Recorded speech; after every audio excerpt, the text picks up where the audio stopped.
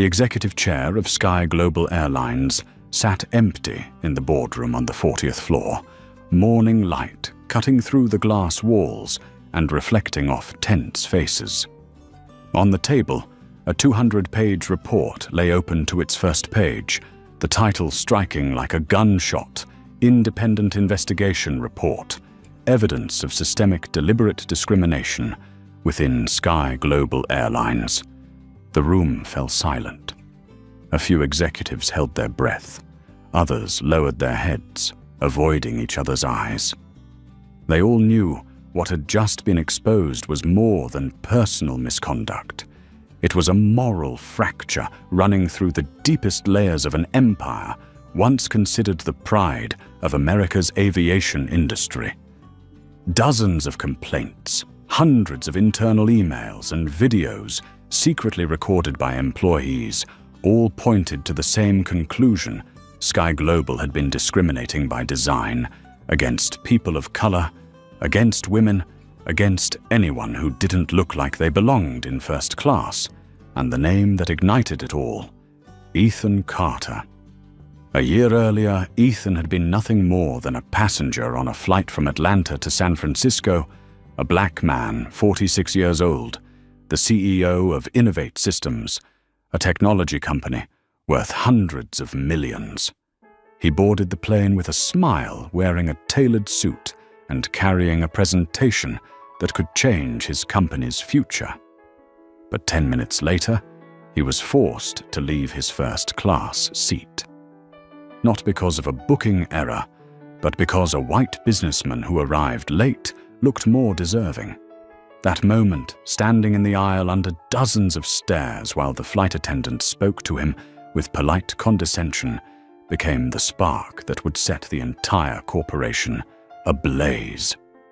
1 year later, that same corporation now sat in an emergency meeting, listening as investigators revealed evidence, one by one, internal manuals, instructing staff on how to handle passengers who don't fit the premium image, secret ranking charts, rating flight attendants based on their ability to maintain the brand's prestige, meaning prioritizing white male passengers in suits or wearing expensive watches, and worst of all, dozens of lawsuits that had been quietly buried under non-disclosure agreements and intimidation clauses. No one dared to look at each other. One executive whispered, "My God, what have we done?" Another snapped back, "Not us. It was the frontline staff." But the lead investigator cut in coldly. "No, ladies and gentlemen, this was policy, not a mistake. It came from the top." The sentence landed like a punch to the heart of power. The meeting dragged on for more than 7 hours. In the end, the board voted. Thomas Wilson, the current CEO, was forced to resign. Within a single morning, Sky Global's stock dropped nearly 10%. What remained was a void, both literal and moral, where a global giant now stood at the edge of collapse or rebirth. As evening light fell over the headquarters, the boardroom doors opened. A woman stepped in her stride, firm, her eyes sharp, the kind of gaze more accustomed to a courtroom than a camera. Mariana Rodriguez, 52 years old, a former federal judge known for her rulings in civil rights cases, the woman chosen to do what no one else dared: purge Sky Global from its roots. On her first day at headquarters, the grand lobby was empty. No welcome banners, no flowers, just rows of employees silently watching her pass. Some curious, others skeptical, a few afraid. Mariana stopped in front of the old company slogan, etched on a wall, "Sky Global, fly the world you deserve." She stared at it for a long moment, then turned to the group of managers following her and said, "It seems we've forgotten who truly deserves this world." Her voice was calm and low, yet carried a weight that silenced the room. She began by dissolving the entire old training department and replacing it with the Bias Intervention Program, the strictest anti-discrimination training the industry had ever seen. Every flight attendant, pilot, and ground crew member was required to complete psychological evaluations and simulated scenarios where the evaluators were undercover passengers of diverse races, genders, and backgrounds. No one will ever hide behind the words misunderstanding, again, she declared in her first internal address. We will measure fairness the same way we measure fuel, precisely, mandatorily, and transparently. During the restructuring, Ethan Carter was invited back, not to seek justice for himself, but to help the airline create real equality. Mariana offered him the position of chair of the Community Advisory Council, an independent body made up of civil rights lawyers, social experts, and people who had personally experienced discrimination in air travel. Ethan didn't answer right away. He looked around the boardroom at the photos lining the walls. Decades of company history, every face white, every smile self-assured. "Are you sure someone like me belongs here?" he asked, half joking, half bitter. Mariana replied without hesitation, "No one belongs here more than you, if we truly want to change." 6 months later, Sky Global released the first transparency report in its history. Over 312,000 passenger complaints publicly reviewed, 94 employees dismissed for fairness violations, 17 covert discriminatory policies eliminated. For the first time, the airline established a passenger protection office run by independent lawyers and experts with full authority to investigate any incident without executive approval. The media called it Sky Global Reborn, the rebirth of the skies. But to Mariana and Ethan, they understood it was more than rebirth. It was the first time the sky had truly opened for everyone. One afternoon, in her new office, high above the city, Mariana stood by the window, watching a plane bearing the Sky Global logo ascend. The sunset glimmered on the glass, turning the silver wings into endless streaks of light. Ethan walked in, holding the latest proposal for the community council. "Do you think people will believe this change is real?" he asked quietly. Mariana looked out at the horizon and smiled faintly. No one believes until they feel it. But one day they'll board this plane and be treated as human beings, not as ticket classes. In that moment, neither of them spoke again. Only the fading sound of the engines remained a reminder that justice too sometimes needs time to take flight. 7 months after Sky Global officially announced its Fair Skies program, the company's Chicago headquarters had completely transformed. The walls, once covered with glossy marketing slogans, were now filled with real photographs, images of employees of every color, gender, and background, real smiles, real stories. Gone were the posters of perfect white models, replaced by portraits of ordinary people carrying the beauty of diversity. But changing the image was the easy part. Changing the culture that was the real battle. Mariana Rodriguez knew it well. In her office on the 38th floor, she stared at the thick report displayed on her screen. First quarter internal audit report, passenger conduct and complaint system. One number stood out in red: 273 reported violations, most coming from mid-level staff who still unconsciously maintained old discriminatory habits. She closed her eyes and took a deep breath. Maybe some people out there thought change could happen in a few months, but she knew it was like performing surgery without anesthesia. A company had to cut out its own bad habits, ones that had seeped deep into its bloodstream. While Mariana was still buried in data, her secretary announced Mr. Carter has arrived. Ethan Carter walked in still with that quiet confidence, but his eyes carried the weight of someone who had weathered a storm. He placed a stack of papers on her desk. "The proposal to establish the Community Advisory Council," he said. Mariana looked up, her eyes lighting up as if she had just found the missing piece.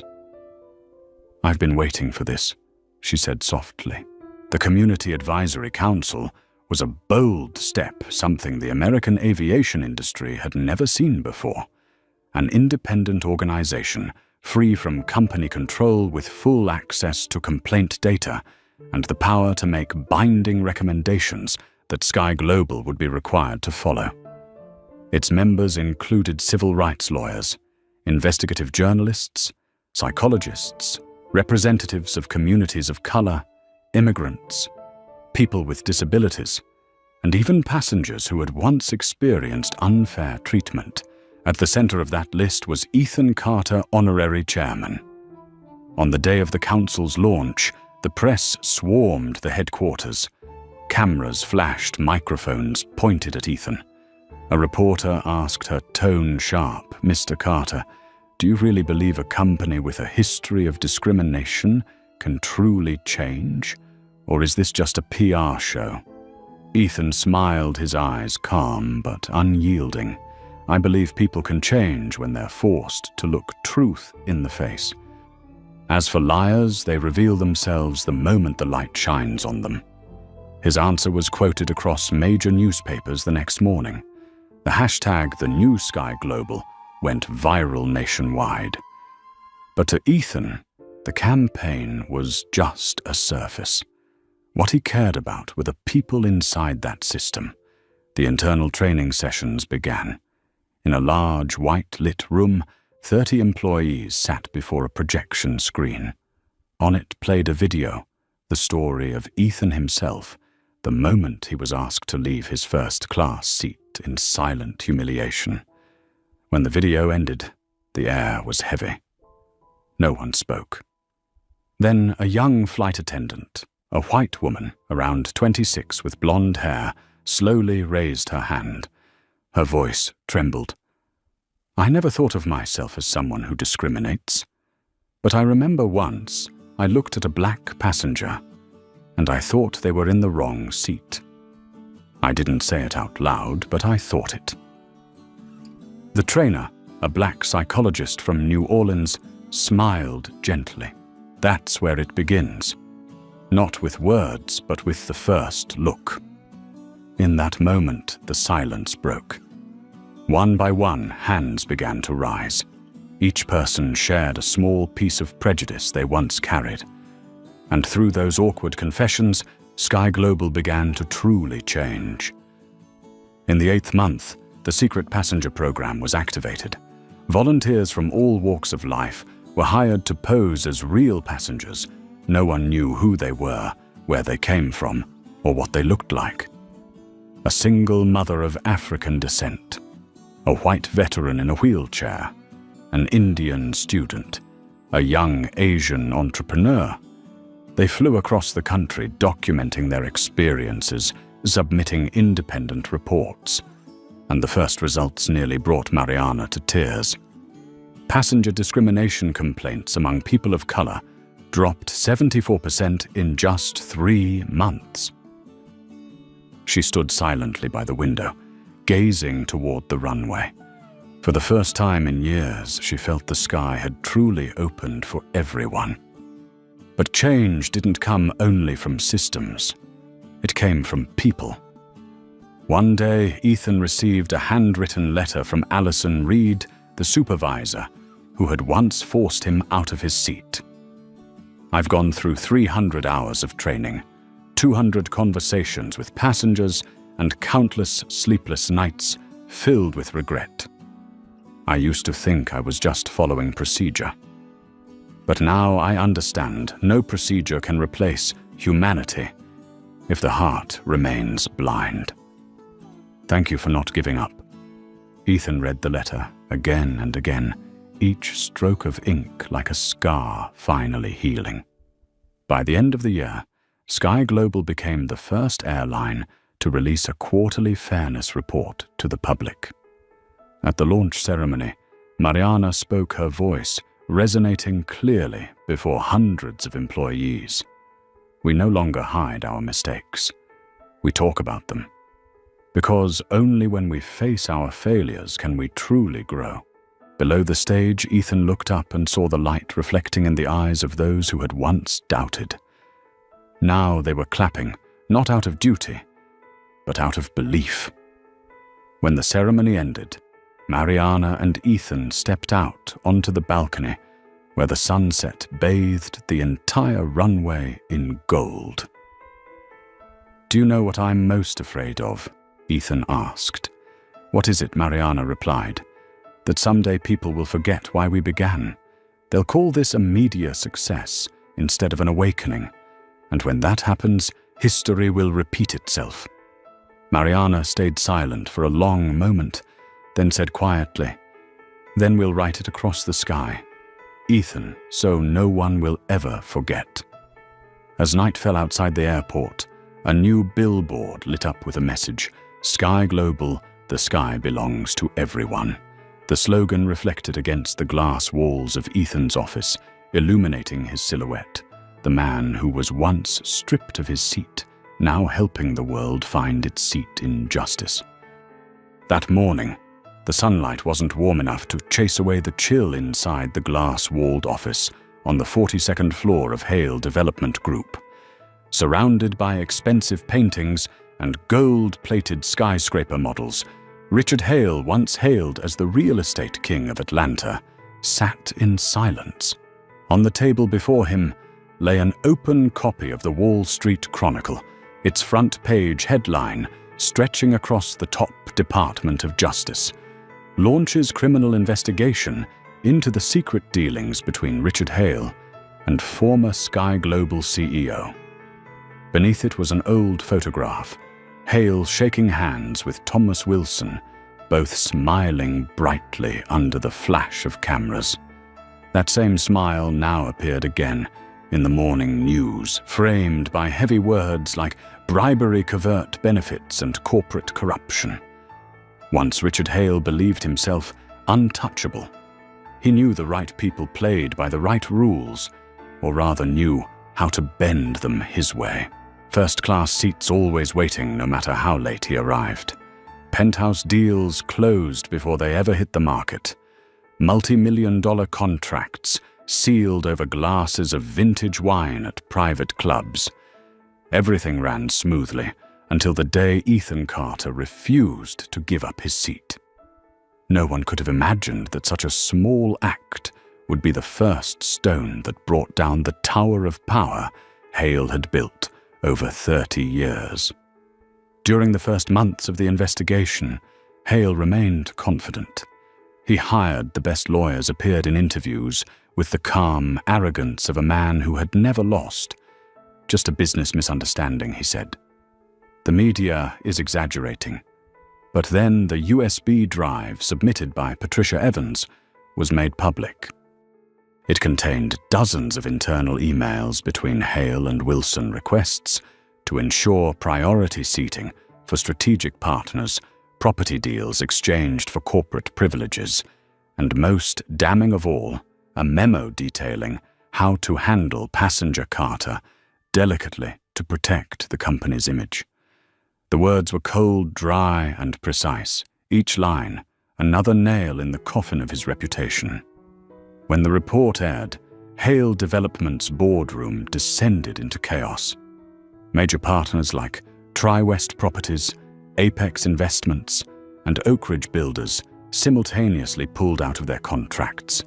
Those who once called him a real estate legend now distanced themselves in silence, as if afraid the scandal might stain them too.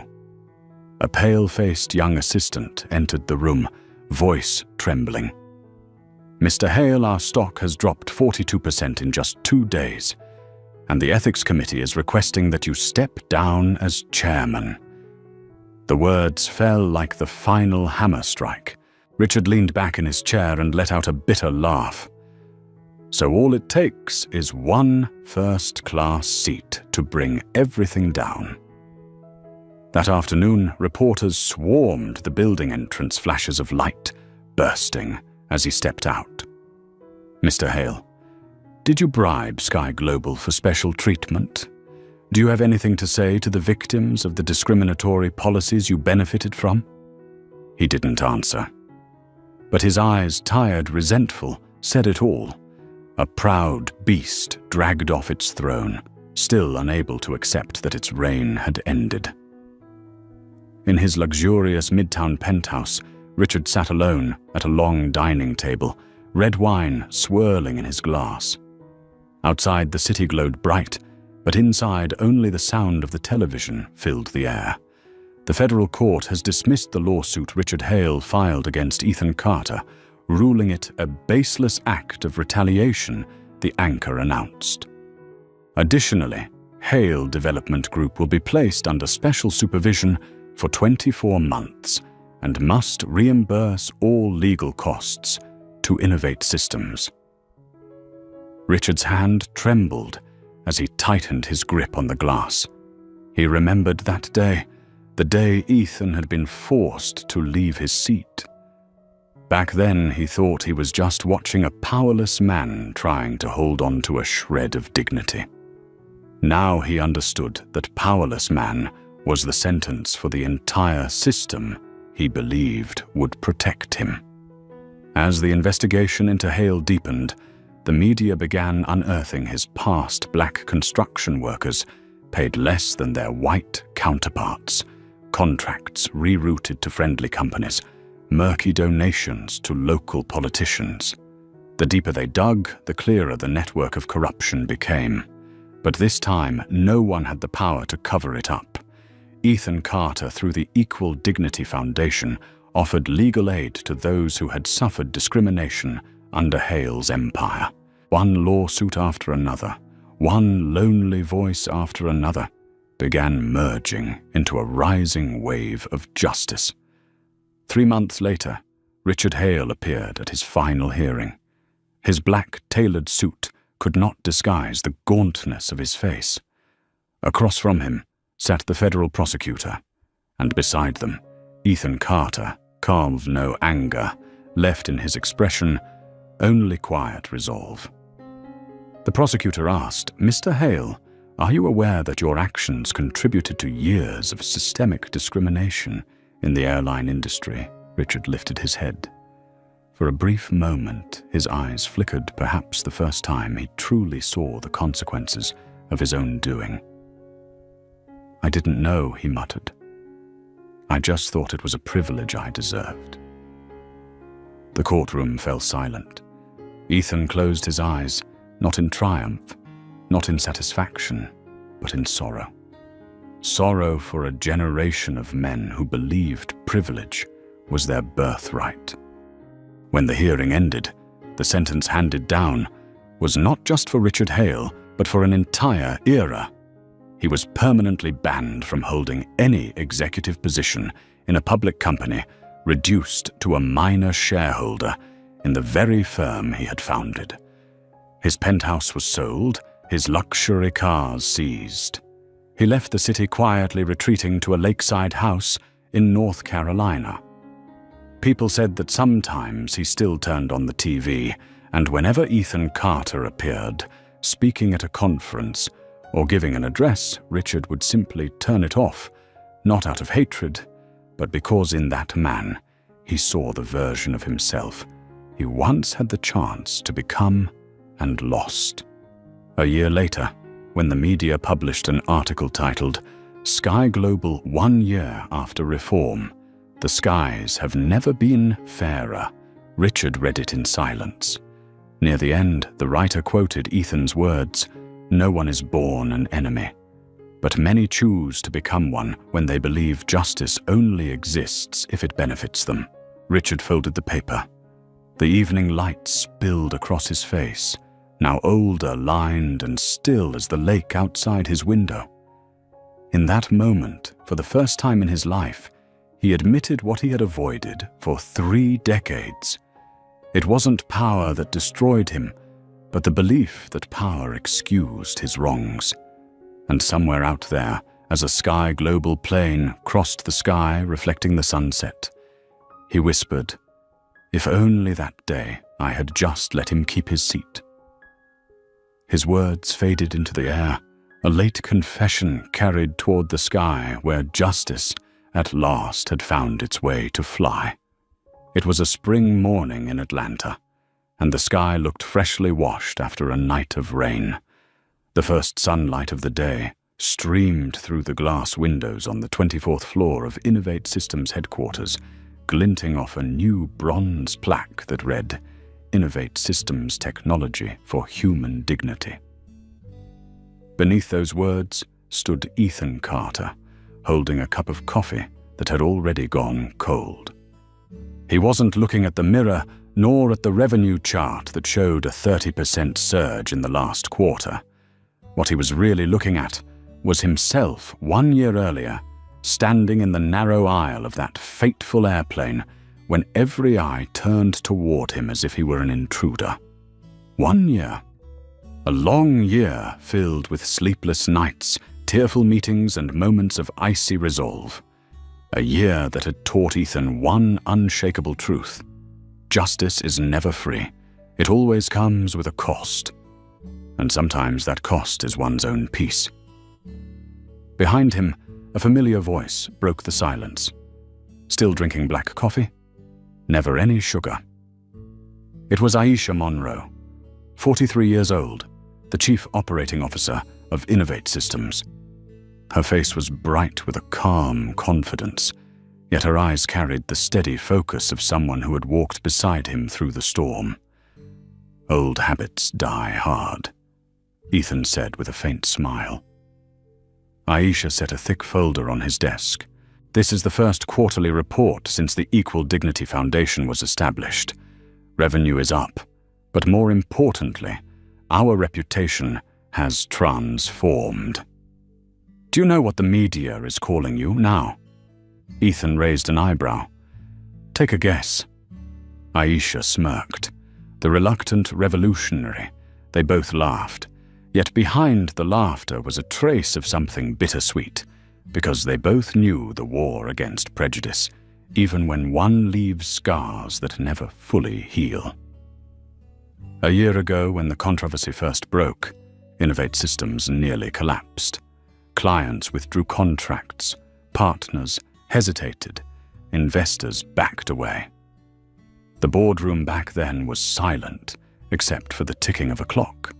A financial director had asked, "You think you can save this company with your pride, Ethan?" His reply was calm. "No, I'll save it by saving its purpose." That sentence is now engraved on the wall by the headquarters entrance, a daily reminder that ethics are not a burden, but an asset. When the storm finally passed, something extraordinary happened. The clients who left came back. The employees who were afraid stayed. And the new ones who joined brought ideals with them. Once a company focused solely on commercial technology, Innovate Systems had reinvented itself as a pioneer in technology for humanity.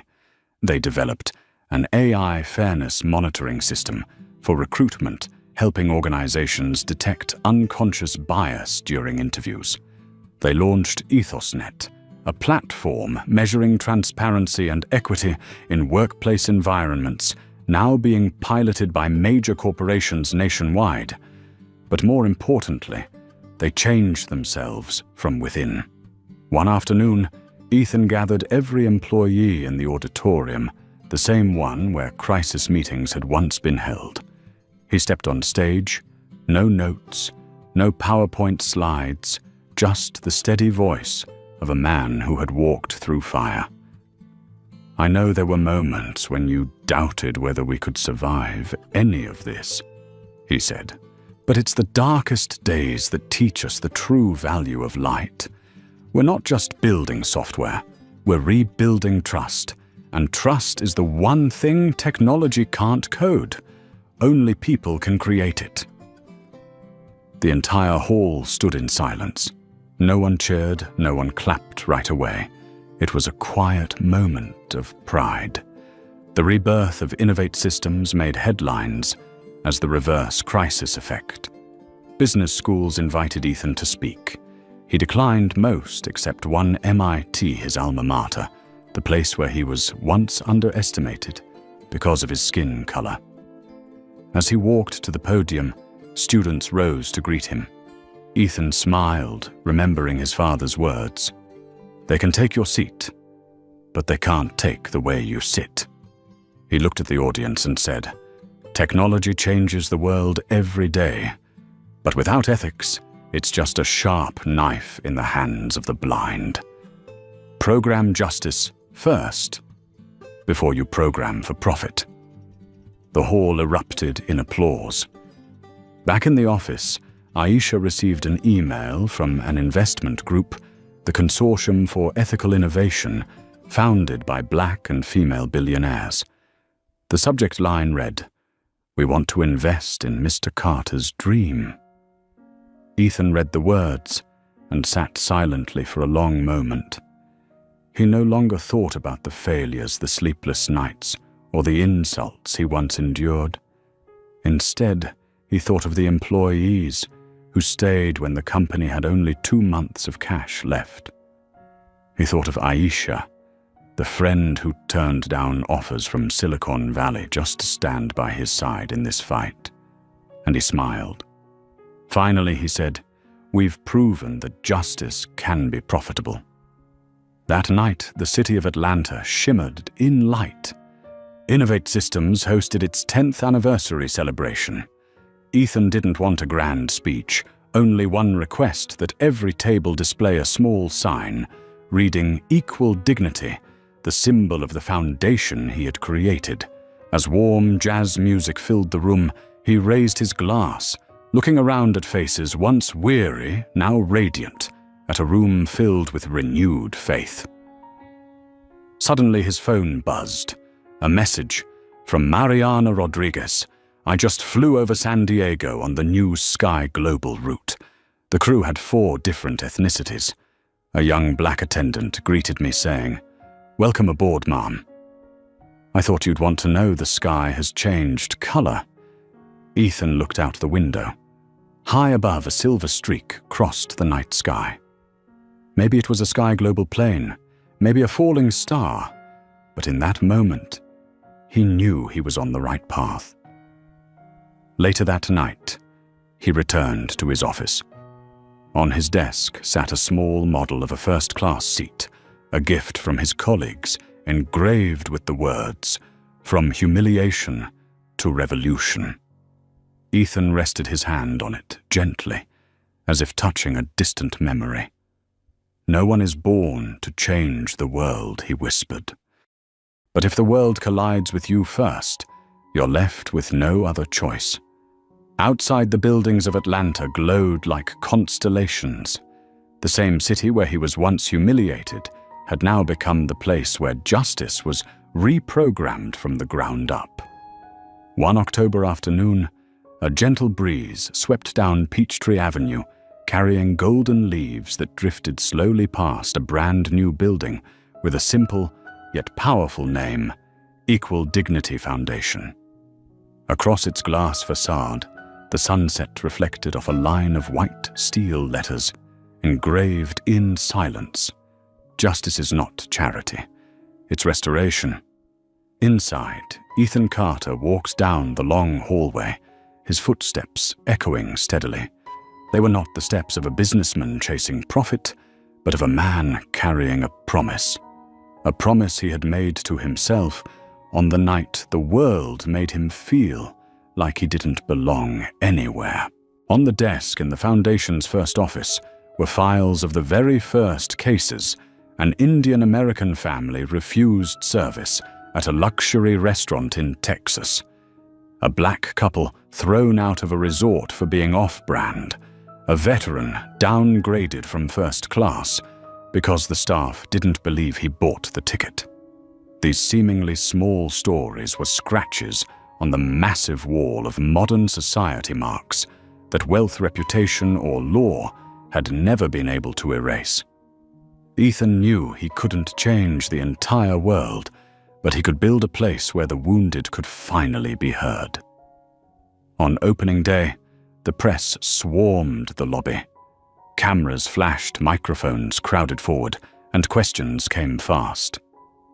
"Mr. Carter, why start this foundation now when you've already won the case?"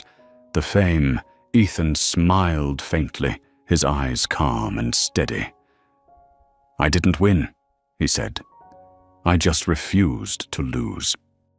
And if someone with my level of privilege could still be treated that way, imagine what happens to those who have no voice." Another reporter asked, "Do you really think this foundation can change anything?" Ethan paused for a few seconds before replying, "No one changes the world in a day. But if we can change one person in a day, that's already a beginning." The launch ceremony was simple. No champagne, no orchestra, just a small stage and a single microphone standing alone in the hall. Aisha Monroe introduced the founder.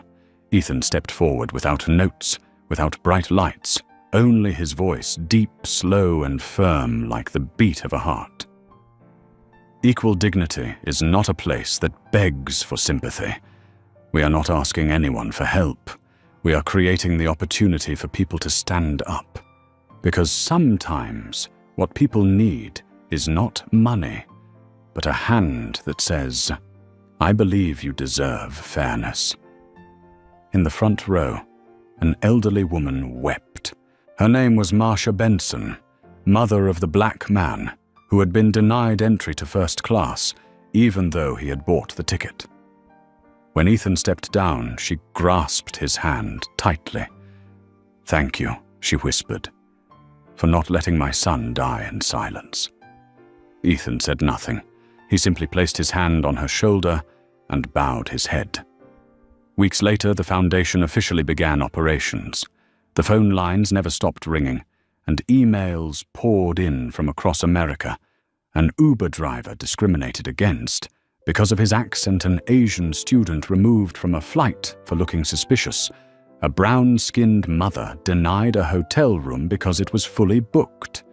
Each story was another wound, but also another chance to heal. In an office filled with paperwork, Ethan sat with a team of young lawyers listening carefully to every story. A young Latina woman recalled being treated harshly at a restaurant. "All I want is for them to say sorry," she said softly. "I don't need money, just an apology." Ethan looked at her, his eyes gentle but resolute. "We'll help you get that," he said. "But not just an apology. We'll make sure they change how they treat people after this." One weekend, Ethan visited a small branch office in Dallas, the first place where he had personally intervened. It involved a black couple, John and Rachel Turner, who had been thrown out of a hotel in the middle of the night. When Ethan met them, John was composed, but Rachel broke down in tears the moment she saw him. "I read about you," she said. "I never thought someone like you could understand what we went through." Ethan smiled gently. "Trust me," he said. "I understand more than you think." At the end of their meeting, after signing the support papers, John shook his hand, his eyes glistening. "Thank you, sir," he said. "You didn't just help us. You helped my son believe that the color of his skin isn't a reason to be turned away." Equal dignity grew. From one small office, it expanded across 12 states, handling more than 2,000 cases in its first year. News outlets called Ethan the founder of the dignity restoration movement in public service. But he didn't care for the title. He told Aisha quietly, "I don't want to be called a hero.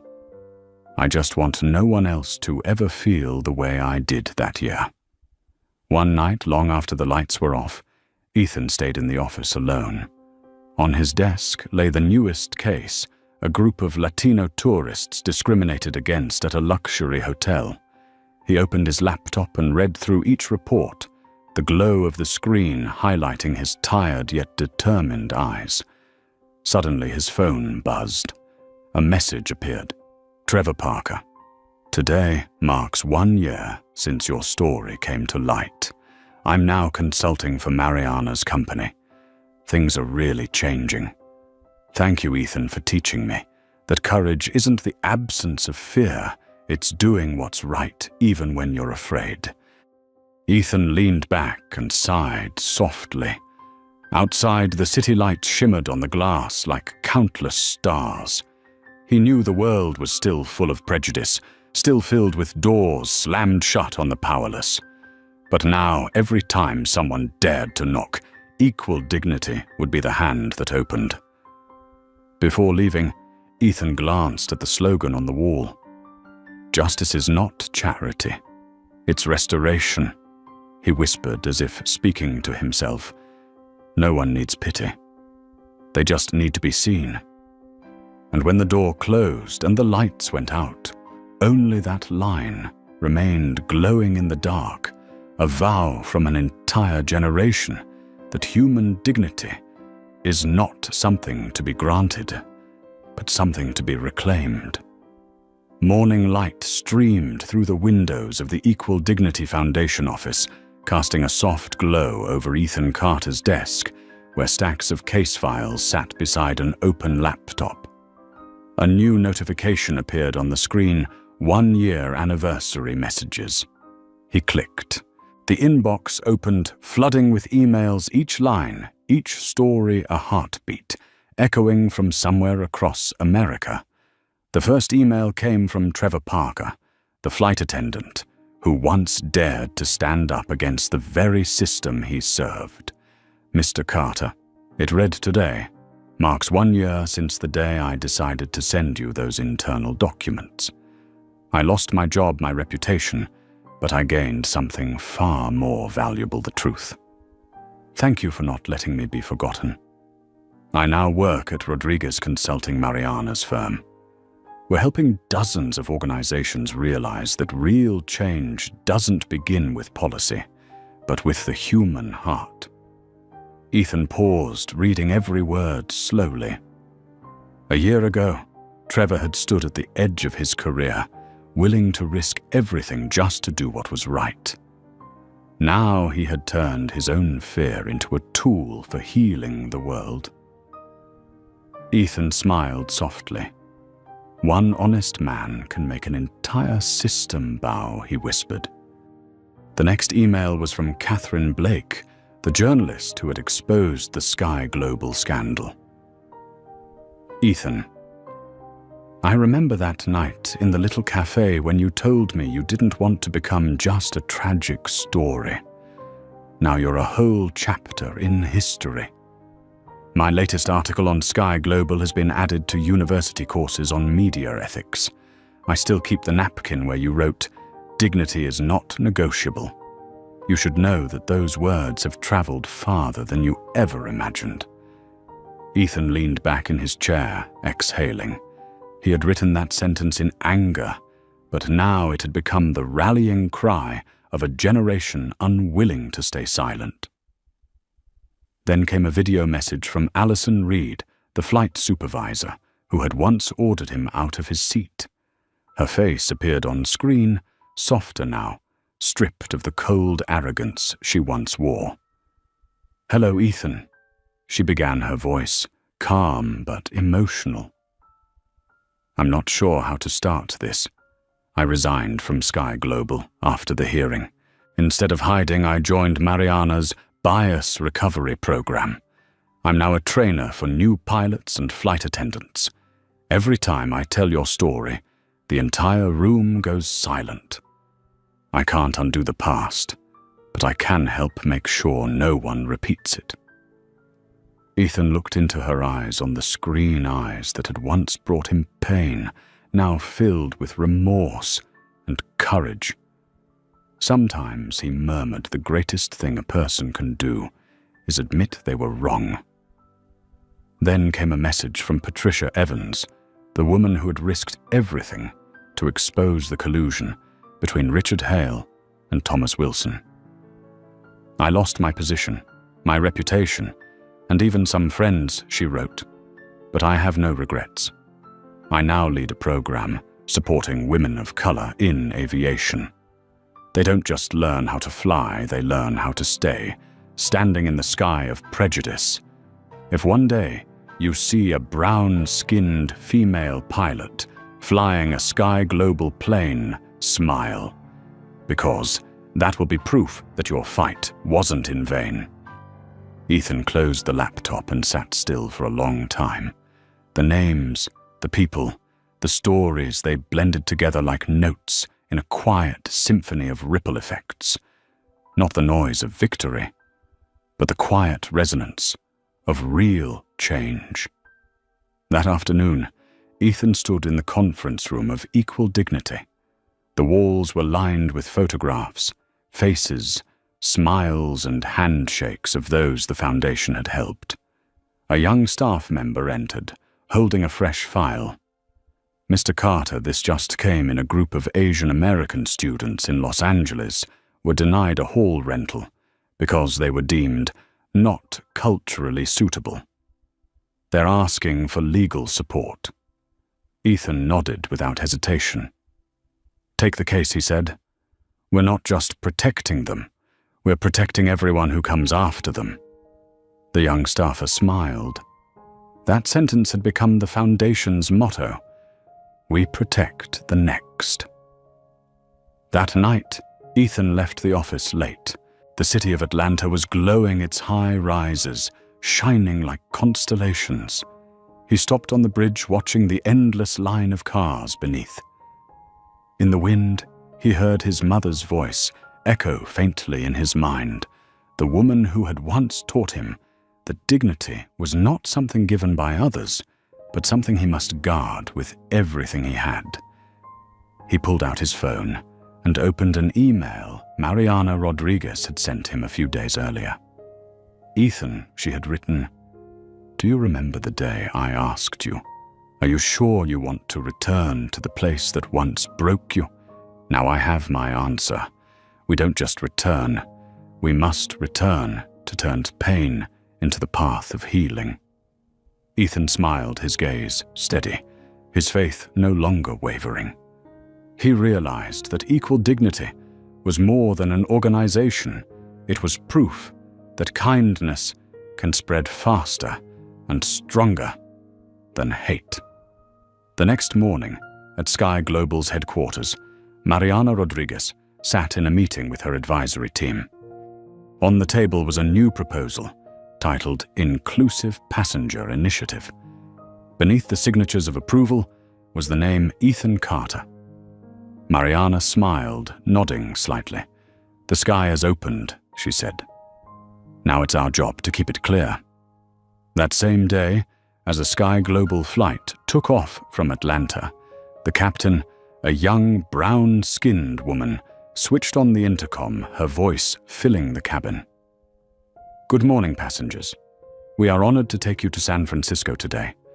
And before we depart, I just want to say one small thing. This sky belongs to all of us. That evening, Ethan received the audio recording from a passenger who had been on that flight. He sat quietly, eyes closed, letting her words wash over him. The voice, the wind, the hum of the engines, and the feeling of freedom. A year ago, he had been forced out of his seat. Now he no longer needed to sit in first class, because he had helped the entire world learn how to share the same sky.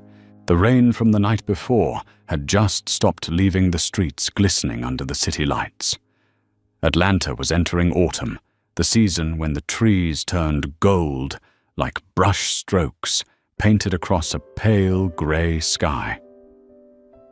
Inside the new headquarters of Innovate Systems, the morning light reflected off a brass nameplate that read, Aisha Monroe, Chief Executive Officer. She stood by the window on the 25th floor, looking down at the long stream of cars, still finding it hard to believe she now occupied the seat once held by Ethan Carter, her friend, her mentor, the man who had redefined what leadership meant to her. A year earlier, when Ethan had told her he wanted to step down, as CEO to focus on the Equal Dignity Foundation. Aisha had refused immediately. "You can't abandon ship just after the storm has cleared," she said, her tone almost reproachful. But Ethan had only smiled. No one wants to leave Aisha. But sometimes, the one who starts rowing must hand the oar to the person who can see further ahead. And she understood he wasn't leaving out of exhaustion, but to teach the next generation how to steer on their own. Now, sitting in that chair, she could feel the true weight of every decision. On her desk was an email from Greg Walsh, founder of Apex Ventures, the same investor who once refused to back Innovate Systems after the Sky Global controversy. The subject line was short, but carried a tone very different from before. Proposal for partnership renewal. Aisha read the message carefully, her eyes sharp, though a faint current stirred inside her. Dear Ms. Monroe, after reviewing the remarkable progress Innovate has made in the field of ethical technology, Apex would like to reopen the partnership we once abandoned. We hope to meet with you and Mr. Carter to discuss the future of our collaboration. Aisha let out a quiet laugh. Reopen, she murmured. Sometimes that's just a polite word for regret. That afternoon, she drove to meet Ethan at the Equal Dignity office, carrying the letter and a trace of hesitation. Ethan was reviewing a case report when she entered. He looked up with a warm smile. "Let me guess," he said. Apex reached out. She nodded, placing the envelope on his desk. "Walsh wants to meet. They want to work with us again." Ethan nodded calmly. "I knew this day would come. The question is, do we want it?" Aisha sat down. "I'm not angry anymore," she said softly. "But it's still hard to trust. They turned their backs when we needed them most." Ethan was quiet for a moment, then said gently, "People don't learn from victory. They learn from consequences. And sometimes, forgiveness is what makes them live the rest of their lives in gratitude." Aisha looked at him, her eyes filled with both admiration and compassion. "You never really get angry, do you?" Ethan chuckled. "It's not that I don't get angry, Aisha. I just choose not to let anger decide who I become." 3 days later, the main conference room of Innovate Systems was lit for an important meeting. Greg Walsh, the same man who had once sat across from Ethan in that fateful meeting in San Francisco, walked in his posture, humble, his demeanor changed. His hair had turned gray, his smile uncertain, but his eyes carried something real remorse. "Ethan," he began, "I was wrong. And the worst part is when I saw you being humiliated, I stayed silent. I thought I was just a bystander, but that silence made me complicit. I don't ask for forgiveness. I just want the chance to do the right thing this time." The room fell silent. Ethan sat across from him, calm as if he had waited a long time to hear those words. "Mr. Walsh," he said, "if you had spoken up that day, things might have been different. But if you speak up today, the world still can be." Walsh nodded, his voice trembling slightly. "Then let me stand with you this time." No one clapped yet. The air in the room seemed brighter, lighter. Aisha looked at Ethan, and in his eyes she saw the passing of faith from one generation to the next. After the meeting, as Walsh left, Ethan and Aisha stood by the window overlooking the city, its towers glowing against the night sky. "Do you think the world is really changing?" Aisha asked quietly. Ethan replied in his steady voice, "No, Aisha. The world doesn't change by itself. People change, and they pull the world along with them." She smiled softly. "I think you just described yourself." Ethan laughed. "No. That's you now. You and the ones coming after you." Weeks later, Innovate Systems and Apex Ventures signed a renewed partnership agreement, not just in funding, but in ethical artificial intelligence research. The media called it the Alliance of Ethical Innovation. Together, they pledged 10% of annual revenue to the Equal Dignity Foundation to protect individuals affected by biased or harmful technology. During the press conference, when asked why she kept Ethan on as a strategic advisor, Aisha simply said, "Because we're not building an empire, we're building a legacy." That night, Ethan returned home late. His apartment overlooked the Chattahoochee River, the city lights shimmering on the surface of the water. He turned on the TV and saw Aisha shaking hands with Walsh. The headline at the bottom of the screen read, "From Rivals to Allies, Redefining Trust." Ethan turned the TV off and stepped out onto the balcony. The wind was gentle, the city still alive with sound, but inside him was a rare, quiet peace. He whispered to himself, "The true value of a fight isn't in who wins or loses, but in whether the next generation can move forward without having to rebuild from the ruins." The next morning, Aisha sent him a message. "I just met the new group of interns. One of them said he joined Innovate, not for the salary, but because he wanted to work at the place that once changed the world. I thought you'd want to know that." Ethan smiled as he read it. He didn't reply right away.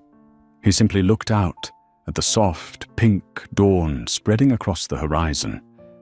Above the city, Sky Global planes passed through the morning light, a reminder that when one generation dares to rise, the sky for the next will always be wider.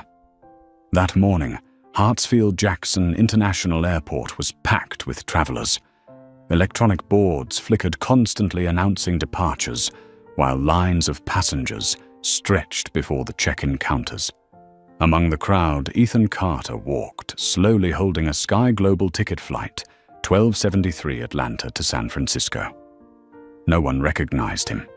No bodyguards, no media, no PR entourage. Just a middle-aged man in a simple shirt, a backpack slung over his shoulder, his expression calm and quiet. Yet inside, he felt something unusual, a sense of walking back into his own past. Right here, more than 2 years ago, he had been forced to give up his first-class seat.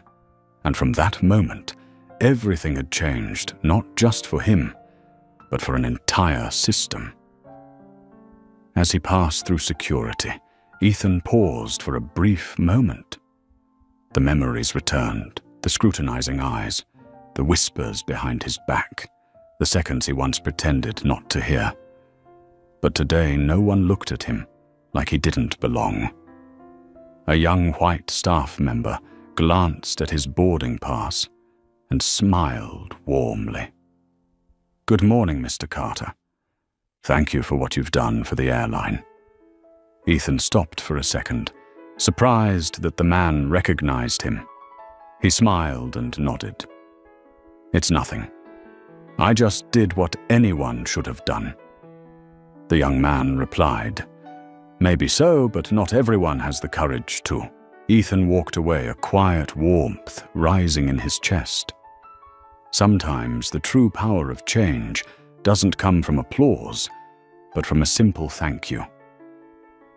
Inside the aircraft, the first-class cabin glowed with soft daylight. The cream-colored leather seats were perfectly aligned, the air faintly scented with fresh coffee. Ethan found his seat, 3A. The same seat, the same window view.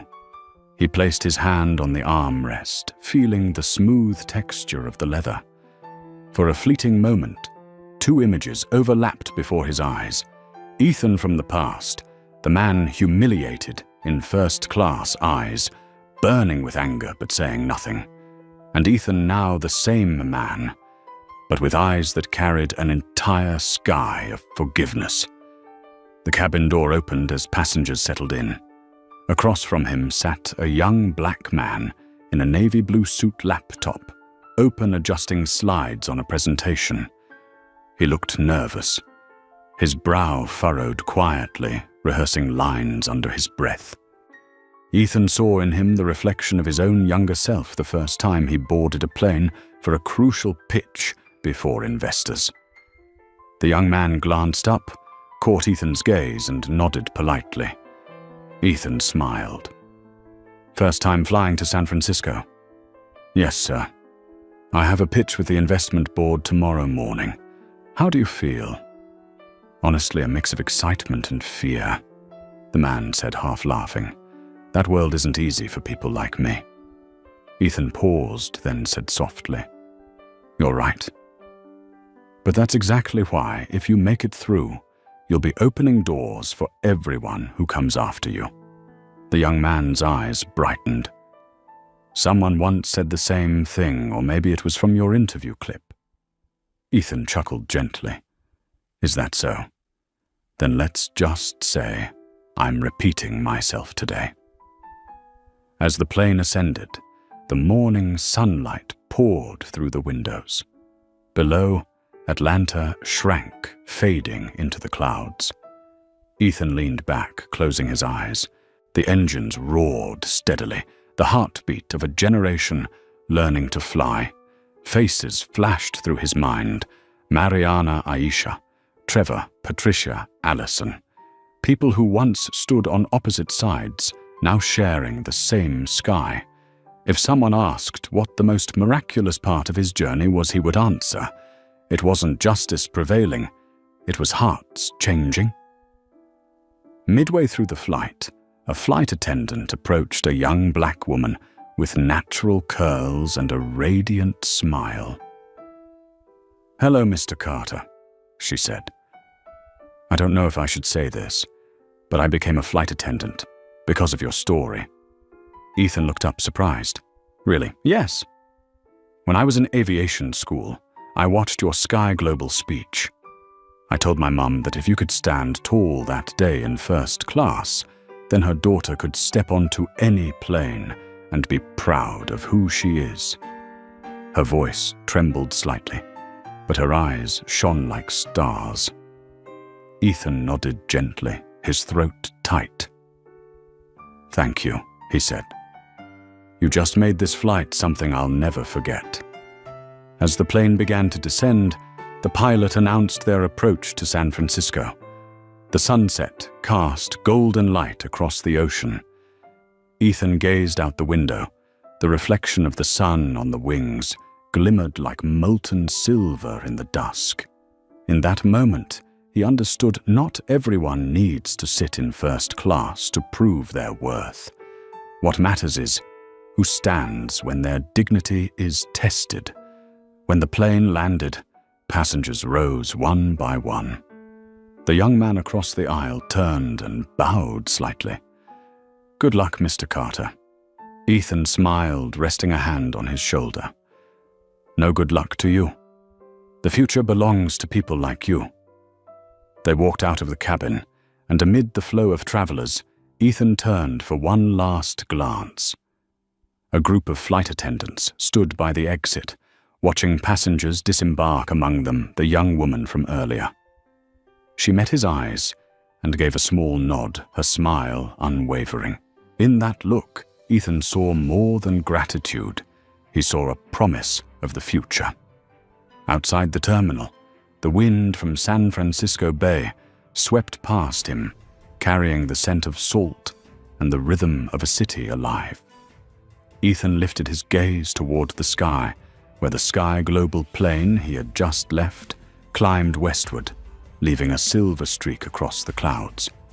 He smiled to himself and whispered, "Some wounds never leave scars because they've become the path." And that path, he knew, would continue, carried forward by new generations, learning to fly without fear of falling. Dawn cast a soft golden glow over Atlanta, wrapping the city like a warm blanket. The glass facade of the Equal Dignity Foundation shimmered in the morning light, reflecting the image of a city that had finally learned how to have an honest conversation with its own past. Inside the office on the 18th floor, Ethan Carter stood by the window, gazing down at the stream of traffic below. On his desk, his father's old watch ticked steadily, a small sound, yet firm and unwavering, like the heartbeat of the faith he had carried his entire life. Today was a special day, the 5th anniversary of Equal Dignity. Outside, journalists, guests, students, and people whose lives had been changed by the foundation were gathering. But Ethan remained still for a moment, wanting to take one last deep breath of this quiet before stepping out into the light. The door opened. Aisha Monroe entered, her smile, gentle, her eyes shining with warmth. "The hall's already full," she said playfully. "How long do you plan to keep them waiting?" Ethan turned and smiled. "Just one more minute. I was thinking about my father." She didn't say anything, understanding that for Ethan, such moments were sacred. He spoke softly, his voice calm and steady.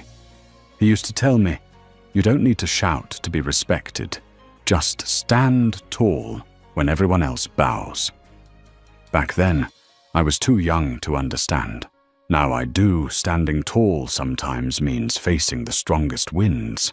Aisha looked at him, moved. "You didn't just stand tall, Ethan. You built an entire path." In the auditorium, when Ethan walked onto the stage, everyone rose to their feet. The applause thundered across the room, but he simply raised his hand, asking for silence. His voice resonated deep, gentle, but firm. "A few years ago, I was stripped of a seat on a plane, and a seat in other people's respect. But then I realized something: your seat doesn't define who you are. How you respond when it's taken from you, that's what defines you." The hall fell into complete silence. Ethan paused for a beat, his gaze moving across the faces of the young student staff, the next generation, who would carry on the mission he had begun. Equal Dignity wasn't born out of revenge. It exists to remind us that justice doesn't need to scream. It just needs to be seen. And the truth is simple: no one should ever have to trade their dignity for respect. A wave of applause erupted. Some wiped tears from their eyes. When the ceremony ended, Ethan stepped out onto the balcony. The morning sun touched his face, deepening the lines at the corners of his eyes, lines etched by both time and light. A group of high school students approached. The youngest, a 15-year-old girl, held an old newspaper with his picture on the front page. "Mr. Carter," she said shyly, "I want to be a journalist someday, like Ms. Catherine Blake. I read your story, and I think if justice can start with one person, then maybe it can reach the whole world. Is that true?" Ethan smiled and placed a gentle hand on her shoulder. "It is. And sometimes the world just needs one more person brave enough to begin." As they left, Aisha stood beside him and asked quietly, "Do you ever wonder what will happen to Equal Dignity when you're no longer here?" Ethan looked toward the sky, where the sunlight was breaking through the clouds, warm, confident, and alive. "It'll keep flying," he said, "because when an idea is born from compassion, it doesn't need someone to hold it, only someone to carry it forward." Aisha nodded softly.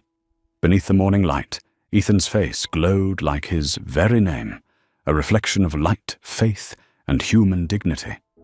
The late afternoon sky over Atlanta glowed with a soft orange hue, the sunlight stretching across the glass facade of the Sky Global headquarters, where the ceremony announcing the company's global equality reform program was about to begin. Beneath a large banner that read, "One Sky for Everyone," Ethan Carter stepped up to the podium. His face no longer carried the tension of past years. but the calm assurance of a man who knew his mission had long outgrown the boundaries of his own story. In the front row sat familiar faces: Aisha Monroe, Mariana Rodriguez, Trevor Parker, Patricia Evans, and hundreds of Sky Global employees, many of whom had witnessed, and some even taken part in the movement that reshaped the history of the airline. As the microphone light blinked on, Ethan stood silent for a few seconds. The room went still. He looked around before speaking slowly and clearly. Someone once asked me whether justice truly exists in a world ruled by power and profit. I thought about it for a long time, and today my answer is this. Justice does not exist on its own. It is created through every decision, every action, every person brave enough to say, "Enough." He paused, his eyes landing on the rows of young employees, listening intently. Years ago, I was forced to give up my first-class seat. Today, I return not to reclaim that seat, but to make sure that everyone, regardless of color name or status, has the right to sit anywhere they deserve. The audience erupted into applause. Some bowed their heads, tears in their eyes. In the corner, Trevor, the man who had once trembled while holding a USB drive in a park, now watched with gratitude. He had become Sky Global's Director of Training, leading the first anti-bias program in the aviation industry. After the ceremony, Aisha approached Ethan, holding a small box in her hands. "Do you know what day this is?" she asked, smiling. It's been exactly how many years since Flight 1273, Ethan laughed softly. "I remember. Why do you ask?" Aisha opened the box. Inside was a miniature metal model of an airplane, engraved with the words, "Seat 3A, the beginning of change." Ethan looked at it, his smile slowly melting into quiet emotion. Aisha continued, "We've decided to keep Seat 3A empty on every Sky Global flight as a symbol of the journey toward equality. No one can buy that seat, but everyone can learn from its story." Ethan stayed silent for a while before answering gently, "Thank you, Aisha. Not for the gift, but for understanding what I've always believed, that sometimes what we lose becomes the very thing that helps the world regain its dignity." As he left the building, the sun had set, completely bathing the sky in crimson. Ethan walked toward the airport and watched planes ascend into the twilight. Near the window stood a young black boy with his parents, pointing excitedly at the sky. "Look, Mum, I'm going to be a pilot," the mother smiled and said, "You can be anything you want, as long as you keep your kindness." The words made Ethan's heart tighten. He smiled softly, seeing in that boy the reflection of his younger self, the dreamer who once believed that if he worked hard enough, he would one day be seen as equal. Now he understood, true recognition doesn't come from others. It comes from the actions we choose to give back to the world. A light breeze passed through, carrying the sound of an airport announcement. Sky Global Flight 1273 to San Francisco is now boarding. Ethan looked up. The sky stretched endlessly above him, glowing with color, no longer divided by boundaries, but connected by the luminous trails of soaring wings. He whispered, his voice rough but steady. "Not every flight takes us where we want to go, but some take humanity forward." And beneath that golden sunset, Ethan Carter smiled, not because he had won, but because the world had grown a little fairer. From the perspective of a leadership ethics expert, Ethan Carter's journey is not merely a story about justice, but a testament that true change begins when one dares to confront injustice without letting hatred lead the way. He didn't just reclaim a seat, he expanded the sky itself, so that future generations could rise with pride and dignity. In a world where power is so often used to suppress, Ethan proved that the greatest power lies in the ability to make others look within themselves. If you believe that fairness doesn't need noise, only the courage to do what is right, then, like this video to share that message, subscribe to the channel to never miss stories where compassion is tested by power, and comment below with the phrase that reflects your belief in human dignity: hold your dignity.